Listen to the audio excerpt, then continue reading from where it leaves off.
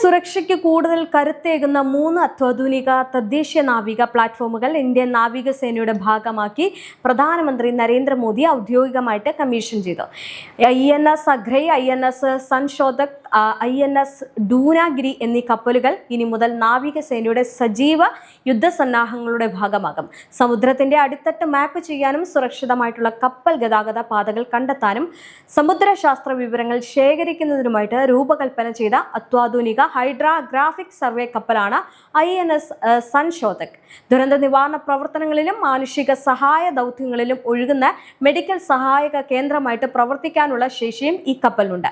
തീരദേശ മേഖലകളിൽ ശത്രു അന്തർവാഹിനികളെ കണ്ടെത്തി നിരീക്ഷിക്കാനും ആവശ്യമെങ്കിൽ നശിപ്പിക്കാനുമായിട്ട് പ്രത്യേകമായിട്ട് വികസിപ്പിച്ച ആന്റി സബ്മറൈൻ യുദ്ധക്കപ്പലാണ് INS അഗ്രൈ. അത്യാധുനിക സോളാർ സംവിധാനങ്ങൾ, ടോർപിഡോകൾ, ആന്റി സബ്മറൈൻ റോക്കറ്റുകൾ, 30 mm നാവിക തോക്ക് എന്നിവയാൽ സജ്ജമായ ഈ കപ്പലിന് മൈനുകൾ സ്ഥാപിക്കാനുള്ള ശേഷിയുമുണ്ട്. ഇതിലൂടെ ഇന്ത്യയുടെ തീരദേശ സുരക്ഷ കൂടുതൽ ശക്തിപ്പെടുത്തുമെന്നാണ് പ്രതീക്ഷ.